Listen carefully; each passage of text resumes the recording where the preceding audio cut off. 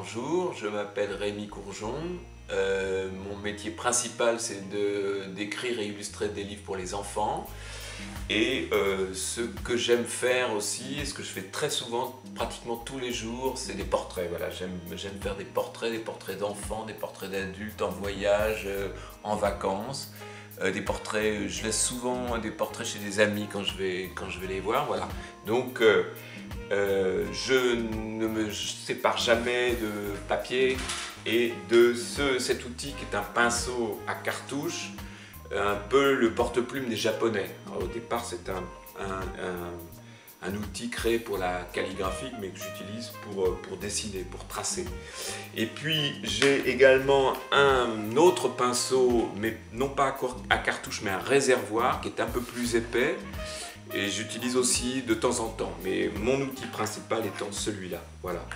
Et puis aussi, pour tricher un peu, il m'arrive de dessiner en blanc sur un fond foncé, souvent sur un fond noir.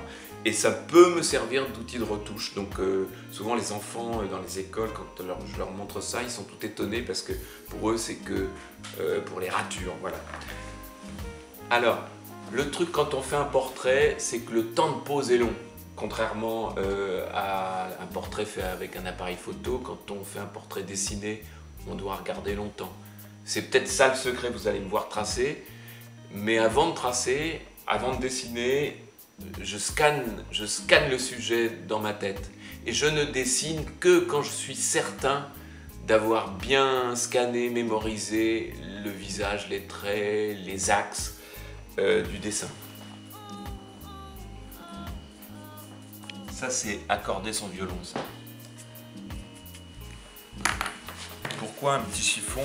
Parce qu'un petit chiffon, ça permet de ne pas avoir trop d'encre. En fait, j'aime bien que le pinceau soit presque sec et qu'il gratte. J'aime bien, enfin, quand je dis qu'il gratte, c'est-à-dire qu'il y ait une petite vibration et qu'il soit pas trop, on ne soit pas trop dans le... C'est presque ça. Le pinceau devient alors presque comme un crayon ou un pastel.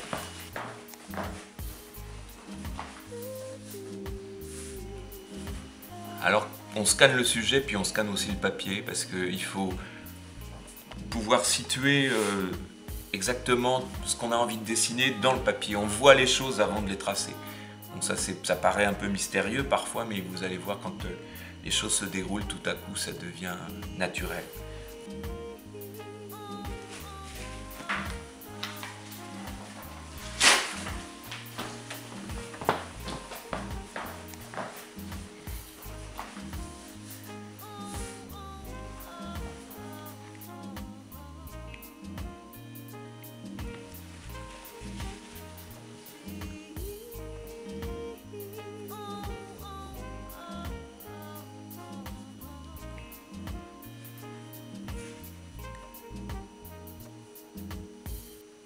Vous entendez le pinceau qui gratte?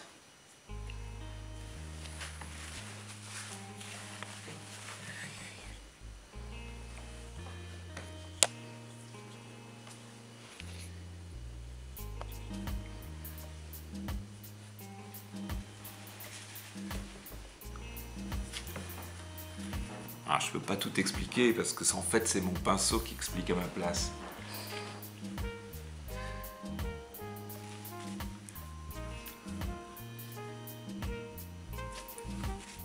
Alors le moment magnifique des portraits, c'est le calme.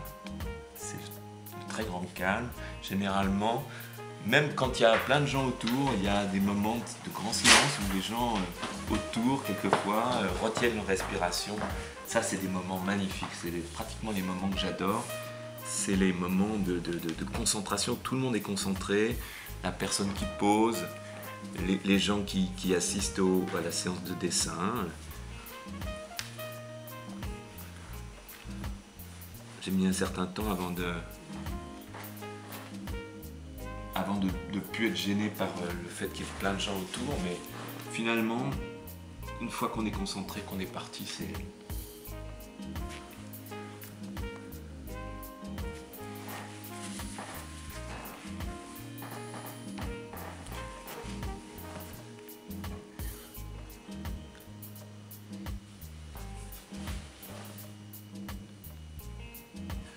souvent,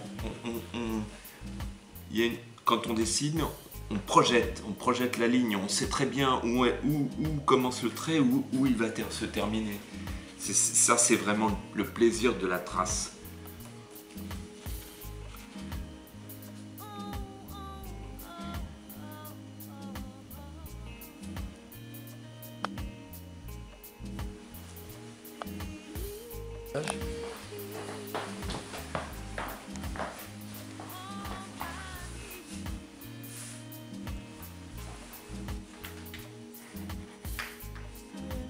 Dessiner les cheveux, c'est une chose que j'adore particulièrement.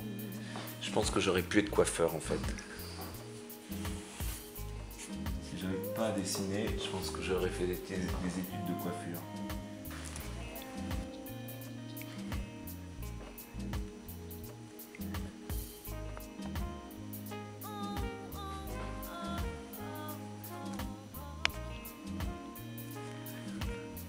Le trait, c'est une invention pure. Dans la réalité, il n'y a pas de trait.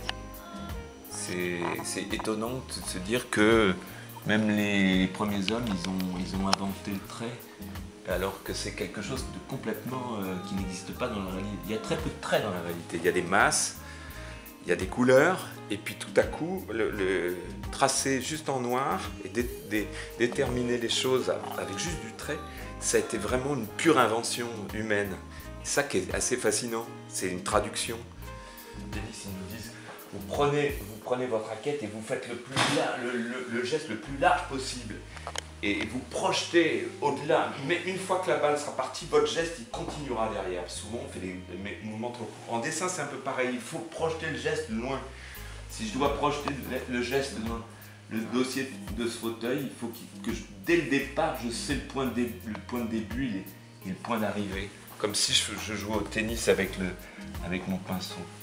Après, quelquefois pour dessiner les choses, il suffit presque rien pour suggérer sans trop dessiner.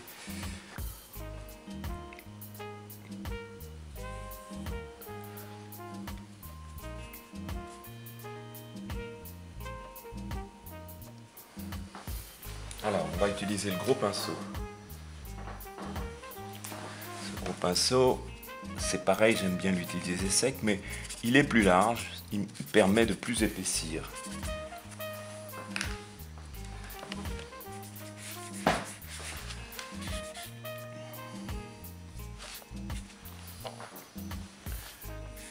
On ne peut pas tout expliquer dans le dessin, il y a une grosse part d'instinct. Alors, le lavis, oui. Le lavis, je l'utilise de temps en temps, et le lavis, ça permet de faire un gris. Quelquefois, la lumière, quand on est noir-blanc, la lumière est trop dure. Quand je dis la lumière, c'est-à-dire vraiment, on a un contraste un peu fort. Et donc, du coup, on s'éloigne de la réalité. Quelquefois, on a besoin de retrouver un petit peu la subtilité de la réalité. À ce moment-là, ce que je fais, là je le mets avec un pinceau, mais on peut mettre... Je fais ce qu'on appelle un lavis. Un lavis, c'est quoi? C'est de l'encre de Chine diluée, en fait. Hein. C'est très simple. Les Chinois et les Japonais l'utilisent beaucoup. Et ça permet de faire un gris. Alors ça, forcément, il faut tester sur un autre papier à côté. Voilà. Et ça permet, par exemple, là, dans le cas des jambes, là, je vais rajouter ce gris qui va paraître un peu foncé au début, et puis en séchant, qui sera un tout petit peu plus clair, et ça me permettrait d'être assez proche de la réalité du collant. Généralement, le lavis, on se rend vraiment compte de son effet une fois que c'est terminé, quand il est vraiment sec.